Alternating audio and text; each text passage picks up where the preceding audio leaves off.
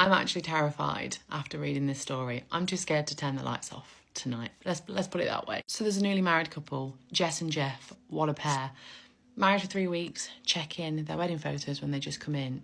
Jess loves her dress. It's a beautiful vintage dress. She's also wearing a borrowed silver hairpin. Husband looks beautiful, loves seeing all the guests.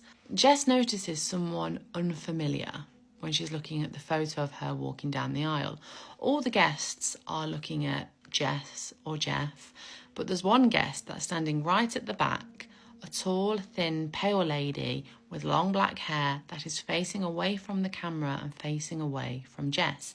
She's just stood looking to the side.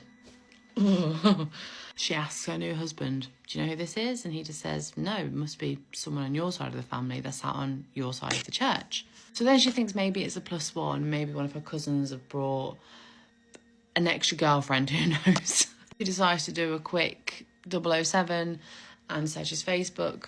Wasn't a suspected +1 from one of her cousins. Continues to ask Jeff, are you sure you don't know who this person is? He says, no, must be someone you know. She's like, no, I don't know this person. I don't recognise this person. And then she realises, oh, it's a gate crasher. It's a wedding crasher. And she just gets really pissed off. They continue to go through the photos. They don't see this woman, you know, they go to the reception. There's them having their first dance. And then she sees a photo of the woman again, doing the same pose, just standing there still with her face. Oh, why am I getting shivers doing this? She's standing still with her face looking away from the camera. Same expression. Jess has this really eerie feeling that there's something wrong with this woman, so she's frantically checking through all the photos. What Jess sees next completely freaks her out. She's going through photos of her and her husband, like the posed, the staged photos. And in one of the photos, placed on Jess's shoulder, is a pale, slender fingered hand touching her shoulder, just lightly, just the fingertips. She screams for her husband, like, come here and look, the woman's touching me. I don't even remember her touching me. And he's saying, she's obviously not touching you. It's obviously my hand, Jess. She's going, no, look, it's a woman's hand. And he said, it's obviously not a woman's hand. Me and you were posing for these photos. It's obviously my hand. And she's working out the mechanics. She's going, but how can it be your hand? Because your hand is around my waist. And he's saying, it can't be anything else. We would remember a woman there with us. It has to be my hand. Jess is still convinced that this woman is a wrong un.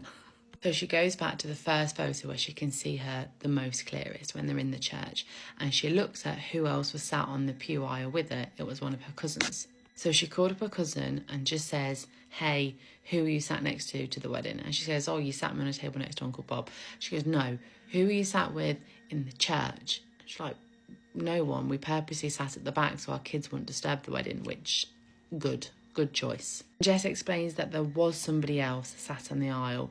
It was a woman with long, dark hair, tall and thin, very pale. And her cousin's saying, I'm telling you now, Jess, there was no one sat on our pew because I remember I had to quickly escape when one of the kids started crying. And there was no one there. Jess is flipping out and she's saying to her husband, we need to find out who this woman is.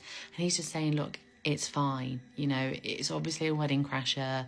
They haven't done anything to hurt us. They're just in a few photos. Just ignore it.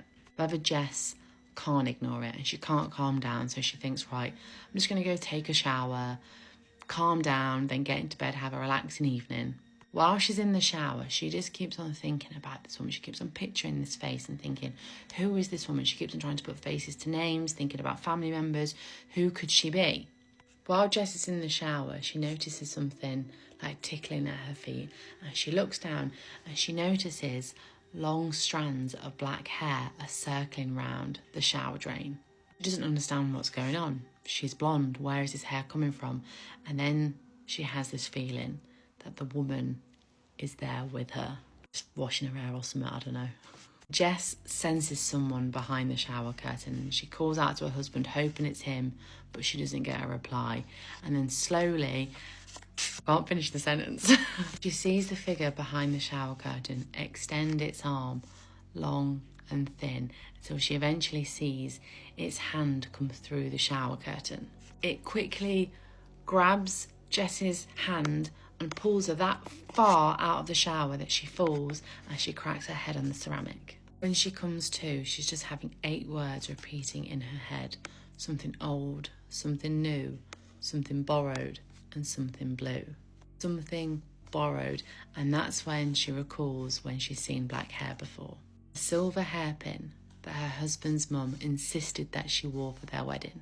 Family heirloom.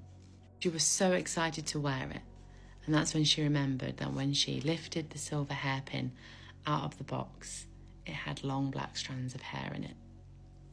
Ugh. Don't know about you, but I'd be putting that hairpin on eBay.